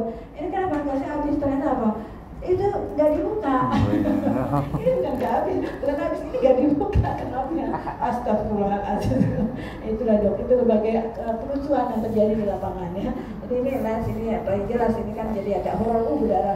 Tapi nanti cakep lagi. Saya udah tunjukin. Ibu tanggal berapa kemarin fotonya? Fotonya ini foto bagus ya dok. Alhamdulillah ya. Jadi emang kita terbuka sama pasien senang transparan. Nah early warning sign ya. Jadi artinya kita lihat di sini. Yang penting adalah ya dia nggak boleh berdarah ngocor ya. Berdarah ngocor nggak benar ya. Kalau arterinya harus dijahit gitu ya. Tapi kalau misalkan dia diffuse, rembas, aduh kayak capek banget pas udah gelisah, udah deh pasang tampon aja 24 jam dicopot ya. Boleh di rumah gitu ibu, nggak apa-apa bu, nggak usah lah, karena di mana jauh banget, udah di rumah ibu ambil ini kayak main sulap ya. Jadi tarik sampai satu, gak ada ketinggalan, nggak ada, itu satu tayang panjang 5 meter bu, panjang banget dong. Jadi itu ya, jadi timbul gumpalan darah, jadi artinya dia masih ada yang aktif ya, jadi yang demam ya jarang sih ya. Tapi ini ya kalau yang sampai fistula juga jarang ya. Jadi jangan parno sendiri dong, nanti bingung juga. Nah ini Nostitika saya cuma pengen sekilas saja ya, terapi ablasi di versus ini adalah penting TCA yang 40% kita pakai ya. Krioterapi kenapa sih bisa jadi ini buku saya juga ini TCA dan krioterapi, saya menggugah itu gue sudah sampai di Kementerian Kesehatan bukunya. Jadi terapi beku di sini adalah sampai minus 60 dengan N2O, tapi jarang N2O agak lebih mahal, susah ya. CO2 sampai minus 20 dia ablatif ya. Ini alatnya, mungkin teman-teman yang sudah pernah lihatnya sekedar tahu ya, jangan sampai kalah sama bidan ya.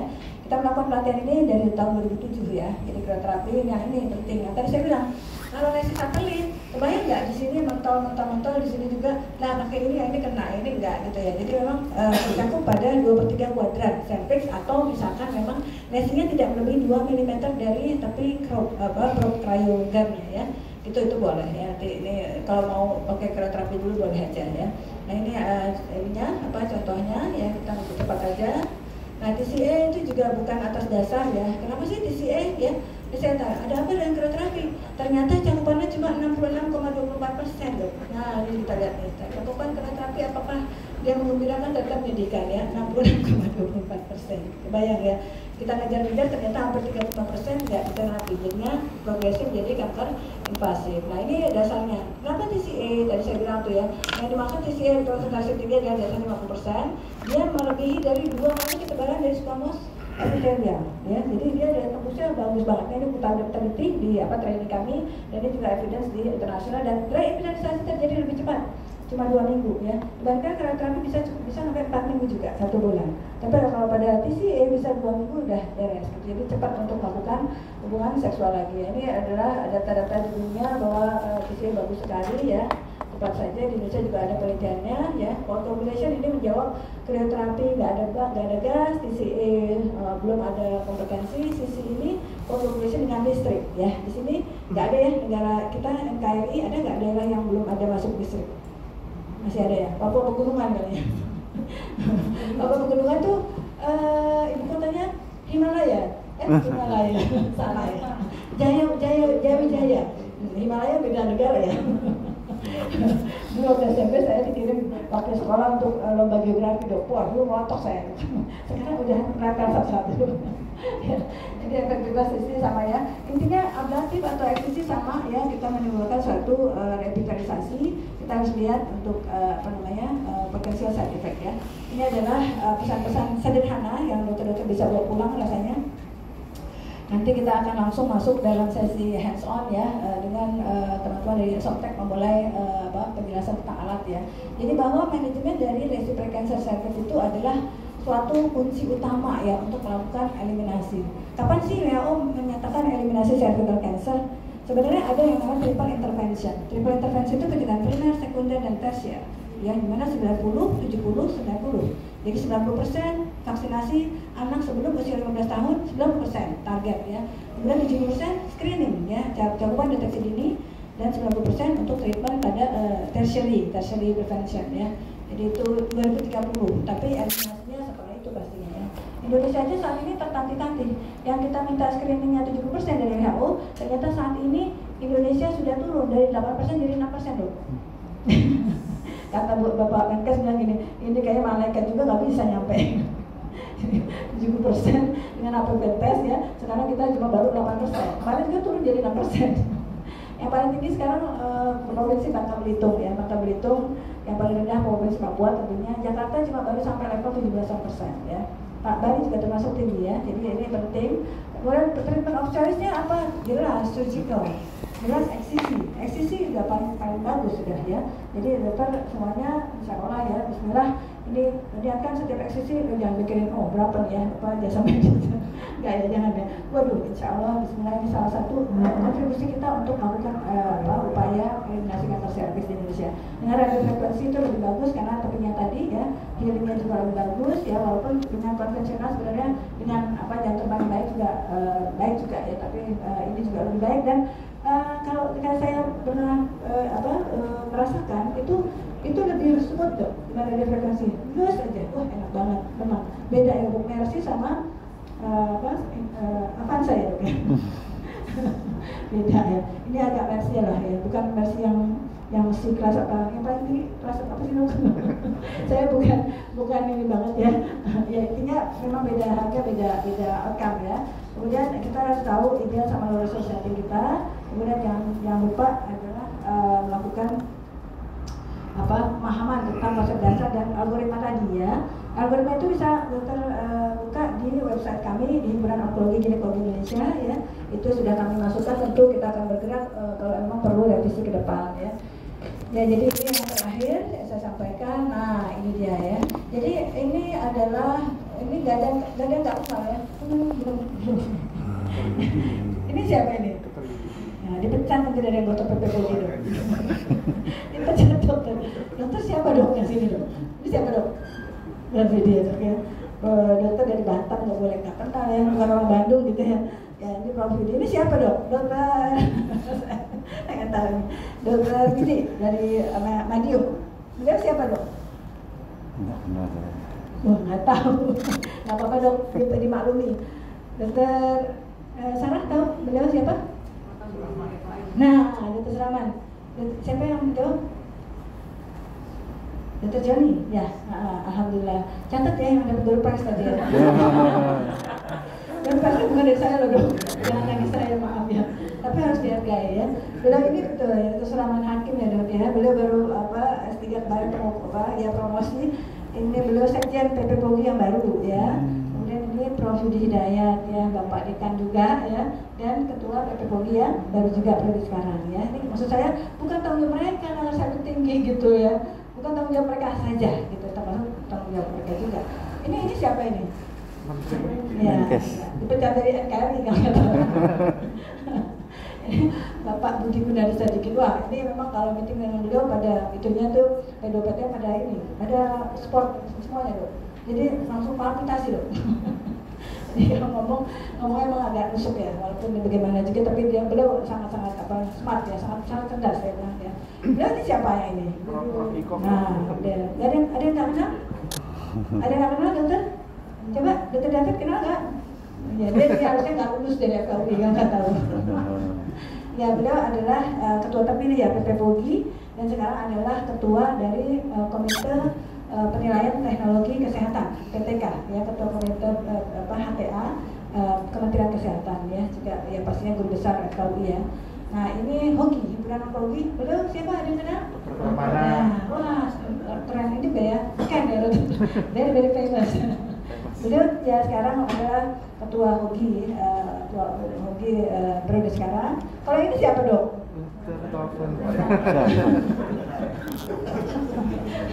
Ada nggak kenal ini? Ya, what you see is not what you get lah ya. Ya ini adalah ketua Hoki, saya bukan sekjennya ya, jadi memang ini mohon maaf ya, ini artinya bukan tanggung jawab kita saja, bukan tanggung jawab kami saja, tapi tanggung jawab ini teman-teman semua. Tadi yang belum dapat nggak ada di foto ini. Ya, tadi kita foto agak kaget ya. Jadi yang terakhir adalah Together We Can Eliminate Cervical Cancer ya, with radio frequency by Soundtrack. Ya, nggak apa-apa ya, alhamdulillah. Jadi demikian yang kita bisa bahas. Ini adalah sekali lagi tanggung jawab kita bersama ya. Demikian paparan saya, mudah-mudahan bisa memberikan inspirasi dan semangat buat teman-teman melakukan upaya eliminasi dengan terutama eksisi terhadap lesi prekancer ya. Mohon maaf atas hal yang kurang berkenan, saya tutup dulu. Wassalamualaikum warahmatullahi wabarakatuh. Waalaikumsalam warahmatullahi wabarakatuh. Mengenai sebelum kita melaporkan, kita lakukan anestesi lokal. Ya. Dengan lokal ini dipencetkan atau lidokal ini tidak perlu diencetkan. Yang kedua, untuk penusukan lidokalnya itu di atas bawah kanan kiri atau di bawah kepala jauh. Ya, pertanyaannya teknis bagus ya. Jadi pertanyaan tentang blok ya, infiltrasi anestesi ya. Jadi memang dokter pernah mendengar namanya paracervical block ya. Paracervical block kalau dulu zaman kita waktu belajar PPDS kayaknya ini banget ya, complicated banget, rumit gitu. Bener gak ya tusukannya? Bener gak dijamin? Biasanya memang tergantung lesi juga sih dong, tergantung lesi ya. Kalau lesinya berada di anterior ya, memang lakukan blocking sekitar itu. Jadi persis kayak misalkan kita melakukan eksesi lipoma, kayak dokter ada di misalkan di klinik ya, zaman dulu kita dokter umum ya, GP ya, itu kan kita infiltrasi di sekitar yang kita akan lakukan eksesi. Persis, gak usah takut tuh, gak ada misalkan oh salah nih patronnya gak begini gitu, enggak. Tapi kalau saya selalu memang itu jam 5 dan jam 7 selalu saya blok. Jam 5 sampai jam 7 ya, tapi jangan terlalu jauh ya, jam sampai jam 7. Dan sisanya itu di mana lesi itu berada, gitu. Ya kalau misalkan dia memang agak lateral, tapi misalkan kok nempel ke arah foramen lateral ya, mungkin tricky ya, kita lakukan penusukan itu mungkin dari arah yang dari anterior ke arah lateral gitu, paham ya dok ya? Jadi sebenarnya intinya cervix itu kalau dokter nggak manipulatif endocervix banget, nggak sakit pasiennya. Kalau ectocervix kan kita pas biopsi kan nggak lakukan anestesi kan, ya itu ya dok ya. Jadi kalau misalkan masih low grade, lesinya juga kecil, kita lakukan eksesi ya sudah. Kalau memang dia nggak terlalu dekat juga agak jauh, bahkan agak jauh dari posterior, blocking yang jam 5 jam 7 juga nggak usah, nggak perlu dong, gitu. Apa ya dok ya? Jadi lidocaine yang digunakan yang dipasarkan 2% ya. Kalau untuk misalkan dokter perineorafi pasca postpartum perkagitan ya, itu kan biasanya 1%. Kenapa sih? Biasanya kita untuk menghindari akumulasi kan, terus yang kita butuhkan juga luas gitu, jadi 1%. Tapi kalau ini kan sebenarnya dia nggak luas dong. Saya suka pakai 2% aja nggak apa-apa. Kalau 2% kan ya? Nggak perlu. Saya selama ini melihat kalau dia bagian 1% agak kurang agak kurang enak ya gitu. Karena kita kalau misalkan cuma sedikit, cuma butuh 1 atau 2 ampul aja, 2% dan murah gitu ya. Biasanya kalau kita temukan ada lesi seperti itu, kemudian pasiennya masih menggunakan IUD itu, IUD kita lepas itu atau gimana? Ya. Pertanyaannya bagus ya. Mungkin pernah ya dokter Ayu pernah berhadapan dengan itu. Jadi kalau selalu tailor ya, tailor. Jadi artinya kita nggak, maaf ya, kita kan kalau bisa dokter butik ya Pak dok ya. Kita bukan dokter pasar Tanah Abang gitu, dokter grosiran gitu ya. Jadi selalu melihat personalize. Ini kan pertanyaannya kalau ada IUD gimana? Dicopot dulu apa misalkan langsung eksesi aja gitu. Kayak kita lihat aja misalkan usianya berapa? 43 tahun misalkan ya. 43 tahun misalkan dia sudah mulai AUB misalkan. Ya dokter jangan salah juga ya kan. Prinsip IUD itu adalah menciptakan suatu inflamasi kan. Inflamasi steril ya. Kadang-kadang pada penggunaan yang cukup lama, kemudian pasien juga secara konstitusi badannya dia suka proliferatif, bisa timbul polip. Polip ya, jadi akhirnya menimbulkan AUB dong, abnormal uterine bleeding karena polip tadi. Biasanya malah kita copot dulu gitu, paham ya? Tapi dia tahu udah hamil lah bu, apalagi udah AUB ya, itu 27 tahun ada polip aja meleset tuh embrionya gitu. Ya kan, itu boleh. Tapi kalau misalkan usianya katakanlah 30 tahun, IUD-nya baru terpasang 1 tahun yang lalu gitu kan, pasien juga maaf, budgetnya terbatas, kalau dicopot nanti pasang lagi kan enak lagi ya. Kita boleh, itu dokter filamennya diselipkan aja ke arah kranial, jadi disingkirkan ya gitu ya. Kalau misalkan lesinya kecil, udah sisi aja nggak usah takut, stenosis apa nggak terjadi loh. Apalagi dia nggak dekat dengan ostium ininya lesinya, paham ya dok ya. Tapi kalau misalkan lesinya luas ya, kemudian juga kita lakukan stenosis, ini malah si IUD-nya jadi malah susah nanti diekstraksi, udah edukasi dulu. Toh juga dia lakukan eksisi, kemudian dia kan 1 bulan atau 1,5 bulan nggak boleh hubungan, ya kan? Boleh kita lakukan ekstraksi, ya. Kemudian mungkin pada berikutnya kalau emang belum terlalu eligible, boleh diberikan OCP ya, oral contraceptive pills ya, untuk tetap regulasi haidnya gitu. Jadi itu personalized. Nggak harus IUD itu harus diekstraksi dulu, ya. Stenosis juga tadi kan sampai disampaikan 2,3% doang. Kecuali tadi saya pernah punya pasien, aduh luar biasa, maaf ya, saya cerita sedikit. Ini umurnya baru 37 tahun pasiennya, anaknya ada 2 alhamdulillah, tapi perempuan dua-duanya.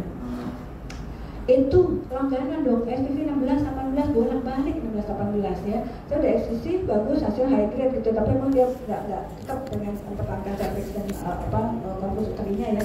Itu saya pikir juga ini kenapa gitu ya, ternyata memang dia nggak pakai saya tanya, dia nangis di depan mata saya gitu kan.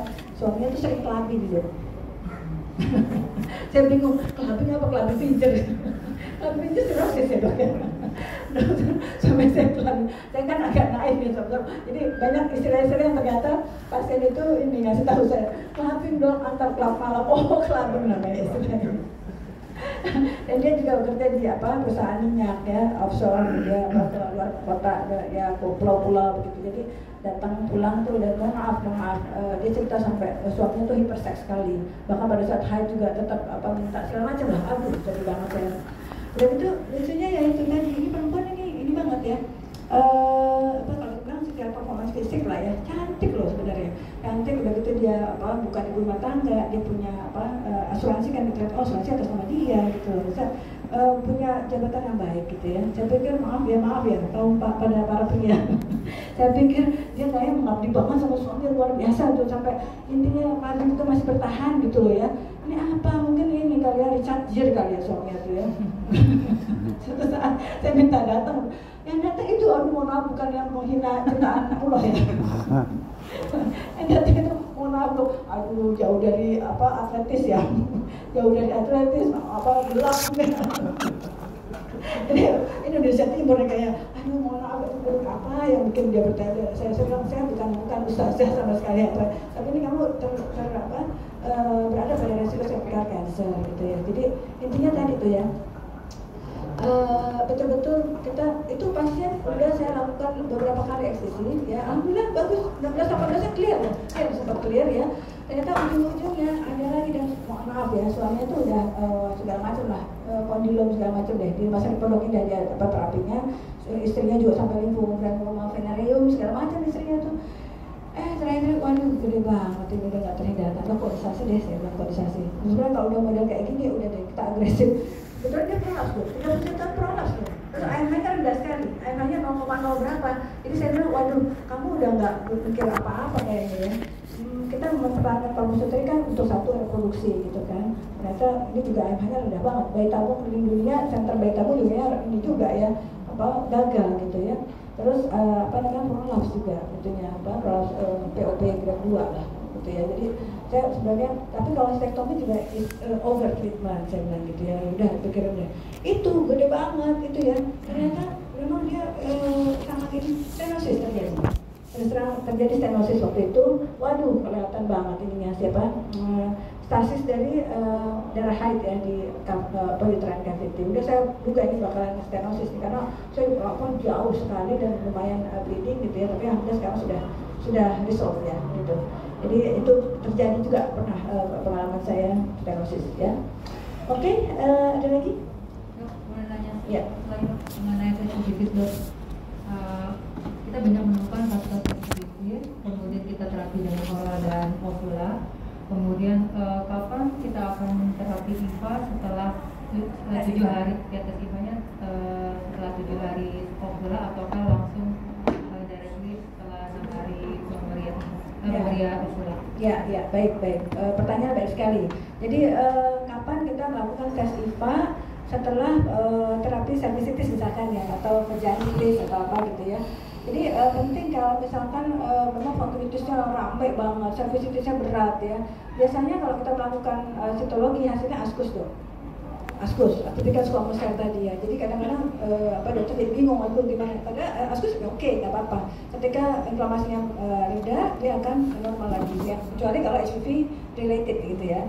Nah, kapan tes IVA? Tes IVA itu juga saking dia sensitifnya, konsekuensi yang harus kita sadari adalah false positif. False positif. Kalau sitologi false negatif dok. Dokter pilih mana? Kalau kita lagi mau nangkep musuh nih, kita pengen ada alat yang tinggi false negatifnya atau tinggi false positifnya? Ya dokter jangan di tengah-tengah, pengen yang tepat. Gak ada pilihannya dok. Mau yang mana? False negatif tinggi atau false positif tinggi? False positif. False, yang dipilih. False positif. False positif. Kalau false negatif artinya apa dok? Iya, dia penyakit tapi kan nggak ketangkep gitu ya. Berarti kita banyak miss, banyak kecolongan ya dok ya. Kalau kita mau menghadapi musuh, kita pengen banyak kecolongan, apa salah tangkep dok? Salah tangkep kan? Salah tangkep. Orang nggak bersalah kita tangkep gitu ya.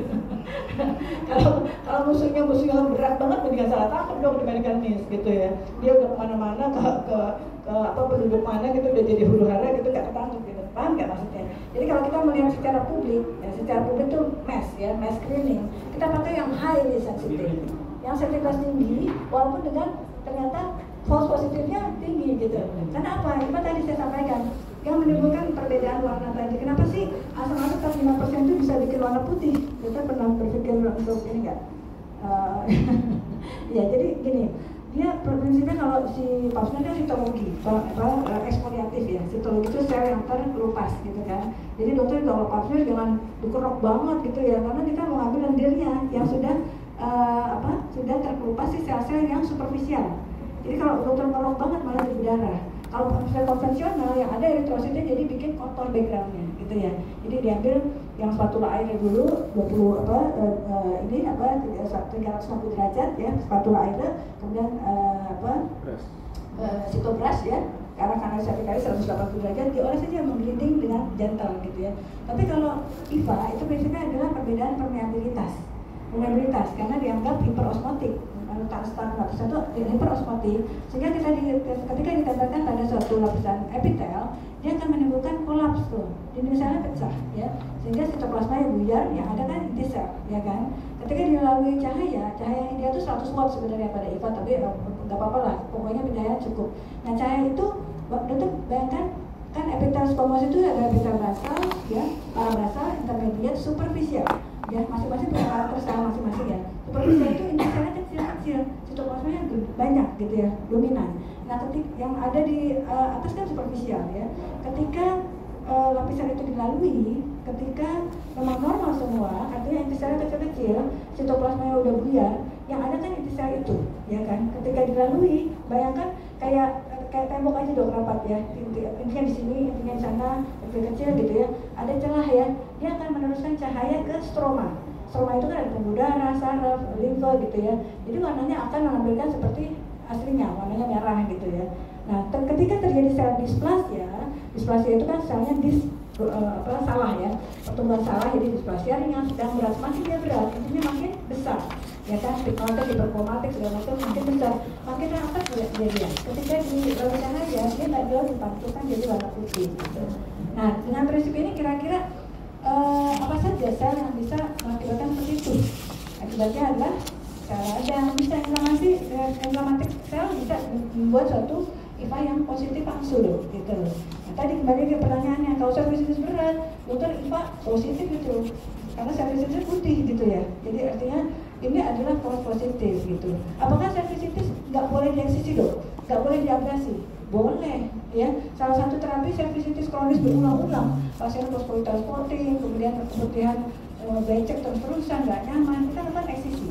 Kita lakukan ablasi bisa ya, misalkan PCI atau misalkan pakai krioterapi. Buat apa?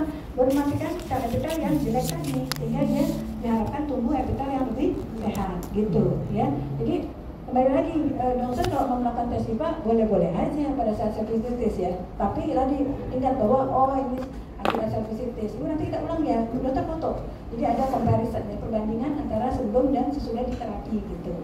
Ya jadi tentu tes apapun dilakukan pada saat yang tepat dok. Jadi hilangkan inflamasinya, hilangkan infeksinya dulu, kita lakukan tes ya. Sama juga dengan CA125, misalkan ini sedikit saya singgung. CA125 itu adalah tumor marker ya kan, untuk atlex salmes ya kan, ovarium. Tapi jangan dilakukan pada saat haid. Pada saat haid itu CA125 bisa ratusan. Ya pernah sampai 1000 lebih kan, wah CA nih gitu. Ternyata gara-gara haid gitu, inflamasi yang luar biasa. Ya mungkin karena udah keterbatasan waktu ya, jadi mudah-mudahan message ini bisa diterima ya. Tadi yang kontak teledoknya dokter nggak usah sungkan, kami menerima konsul dari seluruh Indonesia, mau dia bidan, dokter umum atau SPOG, mau teori juga boleh dong, nggak apa-apa. Misalkan tadi, dok kami punya pasien ini misalkan luka ini gimana gitu, boleh aja. Nah, nanti mudah-mudahan kami bisa berikan feedback as soon as possible ya. Baik, terima kasih atas perhatiannya. Mohon maaf atas salah kurang berkenan, mudah-mudahan kita bisa selesai lebih cepat ya. Iya. Saya serahkan kepada panitia. Baik, terima kasih pada Dr. Topan atas presentasinya dan pemaparannya. Sedikit informasi juga, Dr. Topan bahwa kita memiliki grup WhatsApp. Mungkin nextnya Dr. Topan akan dimasukkan ke dalam grupnya. Mungkin nanti ada yang ingin bertanya lebih lanjut, bisa dibantu dijawab di WhatsApp sama Dr. Topan gitu ya dok ya.